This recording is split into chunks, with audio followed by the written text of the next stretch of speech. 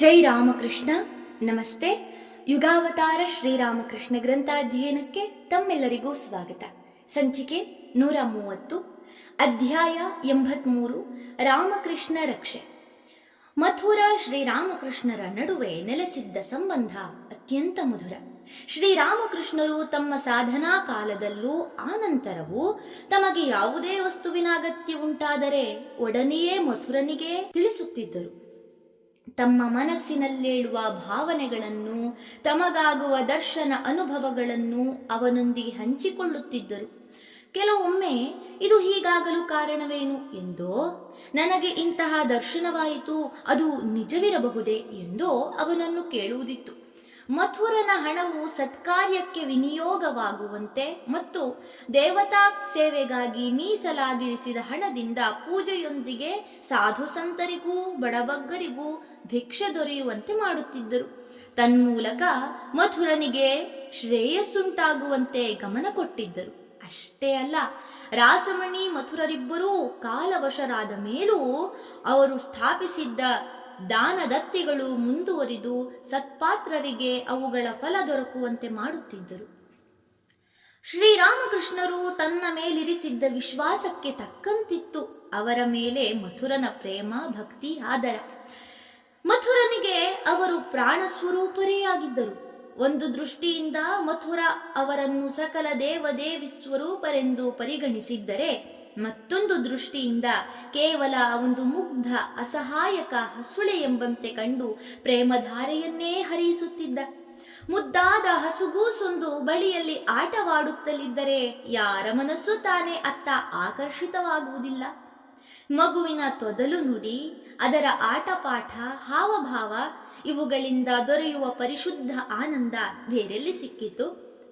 ಜೊತೆಗೆ ಆ ಮಗುವಿನ ಓಡಾಟವನ್ನು ನೋಡುತ್ತಾ ನಿಂತವರ ಮನದಲ್ಲಿ ಎಲ್ಲಿ ಮಗು ಬಿದ್ದು ತರಚಿಕೊಂಡೀತೋ ಎಂಬ ಆತಂಕವೂ ಸದಾ ಇದ್ದೇ ಇರುತ್ತದೆ.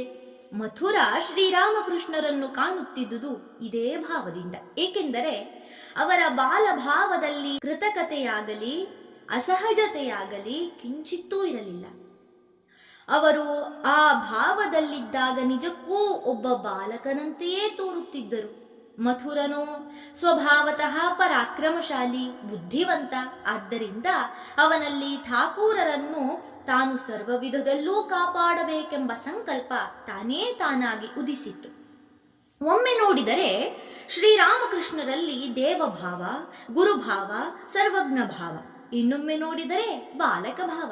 ಇವುಗಳ ವಿಚಿತ್ರ ಸಮಾವೇಶವನ್ನು ಕಂಡ ಮಥುರ ಬಹುಶಃ ಹೀಗೆ ಯೋಚಿಸಿರಬೇಕು: ಪ್ರಾಪಂಚಿಕವಾದ ಎಲ್ಲ ವಿಷಯಗಳಲ್ಲೂ ತಾನು ಅವರನ್ನು ರಕ್ಷಿಸಬೇಕಾಗಿದೆ. ಮಾನವನ ಶಕ್ತಿಯನ್ನು ಮೀರಿದ ಸೂಕ್ಷ್ಮವಾದ ಪಾರಮಾರ್ಥಿಕ ವಿಷಯಗಳಲ್ಲಿ ಅವರೇ ತನ್ನನ್ನು ರಕ್ಷಿಸುತ್ತಾರೆ ಎಂದು. ಭಾವಮುಖದಲ್ಲಿ ನೆಲೆಸಿದ ವರಾಭಯಕರ ಮೂರ್ತಿಯಾದ ಶ್ರೀರಾಮಕೃಷ್ಣರು ಮಥುರನ ಉಪಾಸ್ಯ ದೇವತೆಯಾಗಿದ್ದರು. ಆದರೆ ಅವರು ಬಾಲಕ ಭಾವದಲ್ಲಿ ಸರಳತೆಯ ಮೂರ್ತಿಯಾಗಿದ್ದಾಗ ಮಥುರನೇ ಅವರನ್ನು ಎಷ್ಟೋ ಸಲ ನಾನಾ ಮಾತುಗಳಿಂದ ಸಮಾಧಾನಪಡಿಸಬೇಕಾಗುತ್ತಿತ್ತು. ಅವನ ಆ ಪ್ರೀತಿಯೇ ಅವನಿಗೆ ಅದ್ಭುತವಾದ ಸಮಯ ಸ್ಫೂರ್ತಿಯನ್ನು ನೀಡಿ ಅವರನ್ನು ನೋಡಿಕೊಳ್ಳಬೇಕಾದ ರೀತಿಯನ್ನು ತಿಳಿಸಿಕೊಡುತ್ತಿತ್ತೆನ್ನಬಹುದು. ಒಮ್ಮೆ ಶ್ರೀರಾಮಕೃಷ್ಣರು ಮಥುರನೊಂದಿಗೆ ಏನೋ ಮಾತನಾಡುತ್ತಾ ಕುಳಿತಿದ್ದಾಗ ಹೇಳಿದರು: ನೋಡು, ಜಗನ್ಮಾತೆ ನನಗೆ ಅನೇಕ ವಿಷಯಗಳನ್ನು ತೋರಿಸಿಕೊಟ್ಟಿದ್ದಾಳೆ. ಅವಳೇನು ತೋರಿಸಿದಳು ಗೊತ್ತೇ? ಇಲ್ಲಿಯ ಅಂದರೆ ತಮ್ಮ ಅಂತರಂಗ ಭಕ್ತರು ಅನೇಕರಿದ್ದಾರೆ. ಅವರೆಲ್ಲ ಬರುತ್ತಾರೆ ಇಲ್ಲಿಂದ, ಅಂದರೆ ತಮ್ಮಿಂದ ಭಗವದ್ ವಿಚಾರಗಳನ್ನು ಕೇಳಿ ತಿಳಿಯುತ್ತಾರೆ, ಸಾಕ್ಷಾತ್ಕರಿಸಿಕೊಳ್ಳುತ್ತಾರೆ, ಪ್ರೇಮ ಭಕ್ತಿಯನ್ನು ಪಡೆದುಕೊಳ್ಳುತ್ತಾರೆ ಎಂದು. ಅಲ್ಲದೆ ಅವಳು ತೋರಿಸಿಕೊಟ್ಟಿದ್ದಾಳೆ ಈ ಕೋಶದ ಅಂದರೆ ತಮ್ಮ ಶರೀರದ ಮೂಲಕ ಅವಳು ಅನೇಕ ಲೀಲೆಗಳನ್ನಾಡಲಿಕ್ಕಿದೆ, ಅನೇಕರು ಇಲ್ಲಿಂದ ಪ್ರಯೋಜನ ಪಡೆಯಲಿದ್ದಾರೆ ಎಂದು. ಆದ್ದರಿಂದಲೇ ಅವಳಿದನ್ನು ಅಂದರೆ ಈ ಶರೀರವೆಂಬ ಗಡಿಗೆಯನ್ನು ಈವರೆಗೆ ಒಡೆದು ಹಾಕದೆ ಉಳಿಸಿದ್ದಾಳೆ. ನಾನೇನೋ ಹೀಗೆಲ್ಲ ಕಂಡೆ. ಆದರೆ ಮಥುರಾ, ನಿನಗೇನೆನ್ನಿಸುತ್ತದೆ? ನಾನು ಕಂಡದ್ದೆಲ್ಲ ನಿಜವೋ ಅಥವಾ ನನ್ನ ಮನಸ್ಸಿನ ಭ್ರಾಂತಿಯೋ? ನೀನೇ ಹೇಳು. ಅಪ್ಪ, ಇವೆಲ್ಲ ನಿಮ್ಮ ಮನಸ್ಸಿನ ಭ್ರಾಂತಿಯಾಗಲು ಹೇಗೆ ಸಾಧ್ಯ? ಇದುವರೆಗೆ ಜಗನ್ಮಾತೆ ನಿಮಗೆ ಅಂಥ ಮಿಥ್ಯಗಳನ್ನೇನೂ ಕಾಣಿಸಿಲ್ಲವಲ್ಲ. ಆಕೆಯ ಯಾವ ಮಾತೂ ಸುಳ್ಳಾಗಲಿಲ್ಲವಲ್ಲ. ಅಂದ ಮೇಲೆ ಇದು ಮಾತ್ರ ಹೇಗೆ ಮಿಥ್ಯವಾದೀತು? ಇದು ಕೂಡ ಸತ್ಯವೇ. ಆದರೆ ಆ ಭಕ್ತರೆಲ್ಲ ಬರಲು ತಡಬೇಕಾಗುತ್ತಿದೆಯೋ? ಅವರೆಲ್ಲ ಬೇಗನೆ ಬರಲಿ, ನಾವು ಅವರೊಂದಿಗೆ ಸೇರಿ ಆನಂದಿಸುತ್ತೇವೆ. ಈಗ ಶ್ರೀರಾಮಕೃಷ್ಣರಿಗೂ ಸಮಾಧಾನವಾಯಿತು. ಜಗನ್ಮಾತೆ ತಮಗೆ ಸರಿಯಾಗಿಯೇ ತೋರಿಸಿಕೊಟ್ಟಿದ್ದಾಳೆಂದು ಭಾವಿಸಿದರು. ಬಳಿಕ ಹೇಳಿದರು, ಆದರೆ ಅವರೆಲ್ಲ ಯಾವಾಗ ಬರುತ್ತಾರೆಂದು ನಾನು ಹೇಗೆ ತಾನೇ ಹೇಳಲಿ?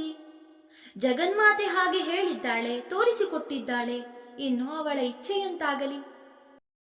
ಇದಾಗಿ ಎಷ್ಟೋ ವರ್ಷಗಳು ಕಳೆದವು. ಆದರೆ ಇನ್ನೂ ಯಾವ ಭಕ್ತರ ಸುಳಿವೂ ಇಲ್ಲ. ಮತ್ತೊಮ್ಮೆ ಇದೇ ವಿಷಯ ಪ್ರಸ್ತಾಪಕ್ಕೆ ಬಂದಿತು. ಮಥುರ ಕೇಳಿದ, ಅಪ್ಪ, ನಿಮ್ಮ ಭಕ್ತರೆಲ್ಲ ತಾವಾಗಿಯೇ ಇಲ್ಲಿಗೆ ಬರುತ್ತಾರೆ ಎಂದು ಹೇಳಿದ್ದಿರಲ್ಲ, ಎಲ್ಲಿ ಅವರೆಲ್ಲ? ಒಬ್ಬನಾದರೂ ಇಲ್ಲಿಯವರೆಗೆ ಬರಲೇ ಇಲ್ಲವಲ್ಲ? ಮಥುರನೇನೋ ಸಹಜವಾಗಿಯೇ ಕೇಳಿದ. ಆದರೆ ಶ್ರೀರಾಮಕೃಷ್ಣರಿಗೆ ಮಾತ್ರ ತುಂಬ ದುಃಖವಾಯಿತು. ಅವರೆಂದರು, ನಾನೇನು ತಾನೇ ಬಲ್ಲೆ? ತಾಯಿ ಅವರನ್ನೆಲ್ಲ ಯಾವಾಗ ಕರೆತರುವಳೋ ನನಗೆ ಗೊತ್ತಿಲ್ಲ. ಆದರೆ ಅವರೆಲ್ಲ ಬರುತ್ತಾರೆಂದು ಅವಳೇ ಸ್ವತಃ ಹೇಳಿದಳು. ಅವಳು ಈವರೆಗೆ ತೋರಿಸಿಕೊಟ್ಟದ್ದೆಲ್ಲ ಒಂದೊಂದಾಗಿ ಸತ್ಯವಾಗಿ ಪರಿಣಮಿಸಿದೆ. ಆದರೆ ಇದು ಮಾತ್ರ ಏಕೆ ನಡೆಯಲಿಲ್ಲವೋ ನನಗೆ ತಿಳಿಯುತ್ತಿಲ್ಲ. ಅಥವಾ ನನ್ನ ಆ ದರ್ಶನವೇ ಸುಳ್ಳಿರಬಹುದೇ? ಹಾಗಾದರೆ ನಾನು ಮೋಸ ಹೋದೆನೆ? ಒಂದು ಅರ್ಥವಾಗುತ್ತಿಲ್ಲವಲ್ಲ. ಶ್ರೀರಾಮಕೃಷ್ಣರ ಮುಖ ಸಪ್ಪಗಾದದ್ದನ್ನು ಕಂಡು ಮಥುರನಿಗೆ ಹೃದಯವನ್ನೇ ಹಿಂಡಿದಂತಾಯಿತು. ಅಯ್ಯೋ, ಎಂಥ ಅವಿವೇಕಿ ನಾನು! ಯಾಕಾದರೂ ಆ ವಿಷಯವನ್ನೆತ್ತಿದೆನೋ? ಸರಳ ಸ್ವಭಾವದ ಅವರು ಪ್ರತಿಯೊಂದು ಮಾತನ್ನೂ ಗಂಭೀರವಾಗಿ ತೆಗೆದುಕೊಳ್ಳುತ್ತಾರೆ ಎಂಬುದು ತಿಳಿದು ನಾನು ಹಾಗೆ ಕೇಳಿದ್ದು ನನ್ನ ಅಧಿಕ ಪ್ರಸಂಗವಲ್ಲದೆ ಮತ್ತೇನು ಎಂದುಕೊಂಡ. ಬಳಿಕ ಅವರನ್ನು ಸಮಾಧಾನಪಡಿಸಲು ಇಂತೆಂದ, ಅಪ್ಪ, ಇಷ್ಟು ಸಣ್ಣ ವಿಷಯಕ್ಕೇಕೆ ಅಷ್ಟೊಂದು ಚಿಂತೆ? ಅವರೆಲ್ಲ ಬರಲಿ ಅಥವಾ ಬಾರದಿರಲಿ, ನಿಮ್ಮ ಪರಮ ಭಕ್ತನಾಗಿ ನಾನಂತೂ ಇದ್ದೇನಲ್ಲವೇ? ಹಾಗಿರುವಾಗ ನಿಮ್ಮ ದರ್ಶನವು ಸುಳ್ಳೆಂದು ಹೇಗೆ ಹೇಳಲಾದೀತು? ನಾನೊಬ್ಬನೇ ನೂರಾರು ಭಕ್ತರಿಗೆ ಸಮನಲ್ಲವೇ? ಆದ್ದರಿಂದ ಜಗನ್ಮಾತೆ ನನ್ನನ್ನು ಉದ್ದೇಶಿಸಿಯೇ ಹಾಗೆ ಹೇಳಿರಬಹುದು. ಬಾಲಕ ಸ್ವಭಾವದ ಶ್ರೀರಾಮಕೃಷ್ಣರು ಈ ಮಾತಿಗೆ ನಿಂದಾರು. ಏನೋಪ್ಪ, ನನಗೇನು ಗೊತ್ತು, ನೀನು ಹೇಳಿದ್ದೇ ಸರಿ ಇರಬಹುದು. ಮಥುರ ಆ ವಿಷಯವನ್ನು ಮುಂದುವರಿಯಗೊಡದೆ ಶ್ರೀರಾಮಕೃಷ್ಣರ ಮನಸ್ಸನ್ನು ಬೇರೆಡೆ ತಿರುಗಿಸಿದ. ರಾಣಿ ರಾಸಮಣಿ ತನ್ನ ಜೀವಿತಾವಧಿಯಲ್ಲೇ ತನ್ನ 3 ಹೆಣ್ಣು ಮಕ್ಕಳಿಗೂ ಆಸ್ತಿಯನ್ನು ಹಂಚಿಕೊಟ್ಟು ಬಿಟ್ಟಿದ್ದಳು.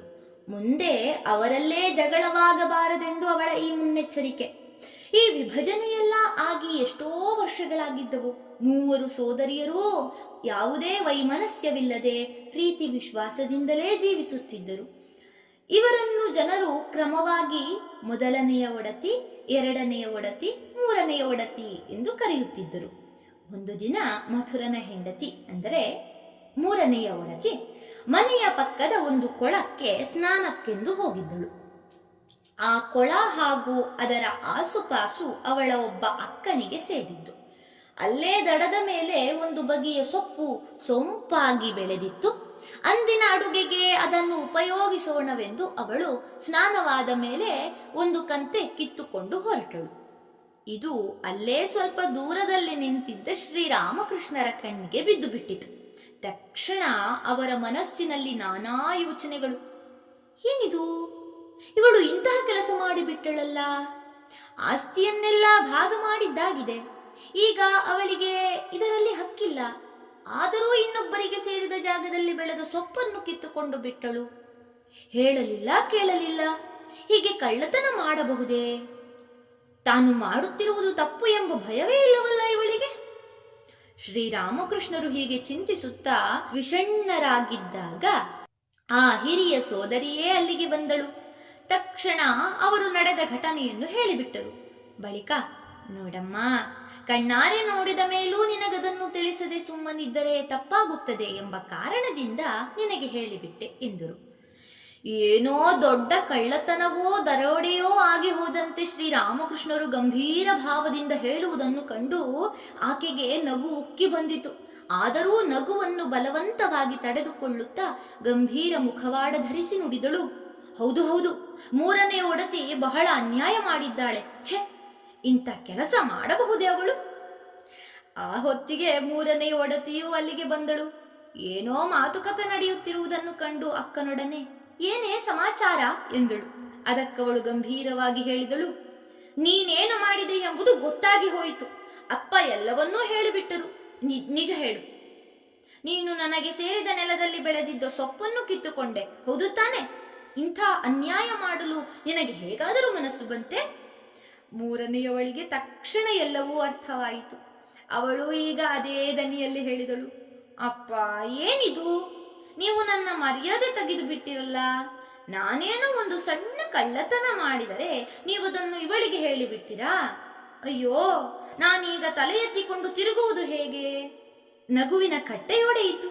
ಸೋದರಿಯರಿಬ್ಬರೂ ಮುಖ ನೋಡಿಕೊಂಡು ಕಿಲಕಿಲ ನಕ್ಕರು. ಶ್ರೀರಾಮಕೃಷ್ಣರು ನೋಡಿದರು. ಇದರಲ್ಲೇನೋ ಕುಚೋದ್ಯ ಅಡಗಿದೆ ಎಂಬುದು ಅವರಿಗೆ ಈಗ ಗೊತ್ತಾಯಿತು. ಒಂದು ಬಗೆಯ ವಿಸ್ಮಯದಿಂದ ನುಡಿದರು, ಇದೇನೋಪ್ಪ, ನಿಮ್ಮ ವ್ಯವಹಾರಗಳ ರೀತಿಯೇ ನನಗರ್ಥವಾಗುವುದಿಲ್ಲ. ಅಲ್ಲ, ನಿಮ್ಮ ಜಮೀನು ಭಾಗವಾದ ಮೇಲೆ ಒಬ್ಬರಿಗೆ ಸೇರಿದ್ದನ್ನು ಇನ್ನೊಬ್ಬರು ಹಾಗೆ ಹೇಳದೆ ಕೇಳದೆ ತೆಗೆದುಕೊಳ್ಳುವುದು ತಪ್ಪು ತಾನೆ? ಆದ್ದರಿಂದ ಇವಳೇ ಅದನ್ನು ಹೇಗೆ ಬೇಕಾದರೂ ಇತ್ಯರ್ಥ ಮಾಡಿಕೊಳ್ಳಲಿ ಎಂದು ಇದ್ದಿದ್ದಂತೆ ಹೇಳಿಬಿಟ್ಟೆ. ಈಗ ನೋಡಿದರೆ ಇದನ್ನು ಕೇಳಿ ಅಕ್ಕ ತಂಗಿಯರು ಮತ್ತಷ್ಟು ನಕ್ಕರು. ಇವರು ಹೀಗೆ ನಗುವುದನ್ನು ಕಂಡು ಏನಂತೆ ಏನಂತೆ ಎಂದು ಕೇಳಿಕೊಂಡು ಮನೆಯವರೆಲ್ಲ ನಕ್ಕರು. ಆದರೆ ತಂದೆಯ ಸತ್ಯನಿಷ್ಠೆಯನ್ನು, ರುಜುಬುದ್ಧಿಯನ್ನು, ಸರಳತೆಯನ್ನು ಭಾವಿಸಿದಾಗ ಅವರುಗಳ ಕಣ್ಣಂಚಿನಲ್ಲಿ ನೀರಾಡಿತು. ಒಂದೆಡೆ ಶ್ರೀರಾಮಕೃಷ್ಣರು ಬಾಲ ಸ್ವಭಾವವನ್ನು ತಾಳಿ ಮಥುರನನ್ನು ಅವಲಂಬಿಸಿಕೊಂಡಿದ್ದರೆ, ಮತ್ತೊಂದೆಡೆ ತನ್ನ ಮತ್ತು ತನ್ನವರ ಸಮಸ್ತ ಶ್ರೇಯಸ್ಸಿಗಾಗಿ ಮಥುರ ಶ್ರೀರಾಮಕೃಷ್ಣರನ್ನೇ ಆಶ್ರಯಿಸಿದ್ದ. ಯಾವುದೇ ವಿಪತ್ತು ಒದಗಿದಾಗಲೂ ಅವನಿಗೆ ಅವರೇ ದಿಕ್ಕು. ಹಿಂದೊಮ್ಮೆ ಜಗದಂಬಾದಾಸಿ ಪ್ರಾಣಾಂತಿಕ ಕಾಯಿಲೆಗೆ ಗುರಿಯಾಗಿದ್ದವಳು ಶ್ರೀರಾಮಕೃಷ್ಣರ ಕೃಪೆಯಿಂದ ಪವಾಡ ಸದೃಶವಾಗಿ ಗುಣಮುಖಳಾದ ವಿವರವನ್ನು ನಾವಾಗಲೇ ಕಂಡಿದ್ದೇವೆ. ಮಥುರನಿಗೂ ಅವನ ನೆರೆಹೊರೆಯ ಇತರ ಜಮೀನ್ದಾರರಿಗೂ ಆಗಾಗ ಯಾವುದಾದರೊಂದು ವಿಷಯಕ್ಕೆ ಕಲಹವೇರ್ಪಡುತ್ತಿತ್ತು. ಆಗ ಅವರ ಆಳುಗಳ ನಡುವೆ ಹೊಡೆದಾಟ ಬಡಿದಾಟವೂ ಆಗುತ್ತಿತ್ತು. ಒಮ್ಮೆ ಇಂಥದೊಂದು ಸಂದರ್ಭದಲ್ಲಿ ಮಾರಾಮಾರಿಯಾಗಿ ಮಥುರನ ಕಡೆಯವರು ಅವರ ಕಡೆಯವನೊಬ್ಬನನ್ನು ಕೊಂದೇ ಹಾಕಿಬಿಟ್ಟರು. ಇದಕ್ಕೆ ಮಥುರನ ಬೆಂಬಲವೂ ಇದ್ದೇ ಇತ್ತು. ತಪ್ಪು ಮೂಲತಃ ಯಾರದ್ದೇ ಆಗಿರಲಿ, ಕೊಲೆಯಂತೂ ನಡೆದು ಹೋಯಿತು. ಈಗ ಕಾನೂನಿನ ಕೈ ಮಥುರನ ಕುತ್ತಿಗೆಯತ್ತ ಚಾಚಿತು. ನ್ಯಾಯಾಲಯದಲ್ಲಿ ಒಮ್ಮೆ ತೀರ್ಮಾನವಾಯಿತೆಂದರೆ ಸೆರೆವಾಸ ತಪ್ಪಿದ್ದಲ್ಲ. ಇದು ಬುದ್ಧಿಗೆ ಹೊಳೆದಾಗ ಮಥುರ ನಡುಗಿದ. ತಪ್ಪು ಮಾಡುವಷ್ಟು ಸುಲಭವೇ ಶಿಕ್ಷೆ ಅನುಭವಿಸುವುದು? ಮಥುರ ಓಡಿದ ಶ್ರೀರಾಮಕೃಷ್ಣರ ಬಳಿಗೆ. ಅವರ ಕಾಲನ್ನು ಹಿಡಿದು ಬೇಡಿಕೊಂಡ, ತಂದೆ, ನನ್ನಿಂದ ಅಪರಾಧವಾಯಿತು ನಿಜ, ಆದರೆ ದಯವಿಟ್ಟು ಈ ಬಾರಿ ನನ್ನನ್ನು ಕಾಪಾಡಿ, ನೀವೇ ನನಗೆ ಗತಿ. ಶ್ರೀರಾಮಕೃಷ್ಣರು ಸಿಟ್ಟಿಗೆದ್ದರು. ಮೂರ್ಖ, ದಿನವೂ ಇಂಥದೊಂದು ಏನಾದರೂ ಅನಾಹುತ ಮಾಡಿಕೊಂಡು ನನ್ನ ಬಳಿ ಬರುತ್ತಿ, ನನ್ನನ್ನು ಕಾಪಾಡಿ ಎನ್ನುತ್ತ. ನಾನೇನು ಮಾಡಲು ಸಾಧ್ಯ? ನೀನೇ ಏನು ಬೇಕಾದರೂ ಮಾಡಿಕೊ, ಹೋಗು, ಮಾಡಿದ್ದನ್ನು ಅನುಭವಿಸು. ಮಥುರ ಕಣ್ಣೀರ್ಗರೆದು ಮತ್ತೆ ಮತ್ತೆ ಬೇಡಿಕೊಂಡ, ಅಯ್ಯೋ ಹಾಗೆನ್ನಬೇಡಿ, ನೀವೇ ಹಾಗೆದ್ದು ಬಿಟ್ಟರೆ ನನಗಾರು ಗತಿ. ಇದೊಂದು ಬಾರಿ ನನ್ನನ್ನು ಕ್ಷಮಿಸಿಬಿಡಿ, ಇನ್ನೆಂದಿಗೂ ಹೀಗಾಗಲು ಬಿಡುವುದಿಲ್ಲ. ಕಡೆಗೆ ಶ್ರೀರಾಮಕೃಷ್ಣರೆಂದರು, ಸರಿ ನಡೆ, ಜಗನ್ಮಾತೆಯ ಇಚ್ಛೆ ಹೇಗಿದೆಯೋ ಹಾಗಾಗಲಿ. ಅಂತೂ ಹೇಗೋ ಏನೋ ಆಶ್ಚರ್ಯಕರ ರೀತಿಯಲ್ಲಿ ಆ ಮೊಕದ್ದಮೆ ಮುಚ್ಚಿ ಹೋಯಿತು. ಮಥುರನಿಗೊದಗಿದ್ದ ಗಂಡಾಂತರ ದೂರದಿಂದಲೇ ತೊಲಗಿ ಹೋಯಿತು. ಧನ್ಯವಾದಗಳು. ಇಂದಿಗೆ ಅಧ್ಯಾಯ 83 ಸಂಪೂರ್ಣವಾಯಿತು. ಮುಂದಿನ ಸಂಚಿಕೆಯಲ್ಲಿ ಹೊಸ ಅಧ್ಯಾಯವನ್ನು ಪ್ರಾರಂಭಿಸೋಣ. ಓಂ ಶಾಂತಿ ಶಾಂತಿ ಶಾಂತಿ. ಹರಿ ಓಂ ತತ್ಸತ್. ಶ್ರೀರಾಮಕೃಷ್ಣ ಅರ್ಪಣಮಸ್ತು. ಸರ್ವೇ ಜನ ಸುಖಿನೋ ಭವಂತು. ಜೈ ಶ್ರೀ ಮಾತಾ.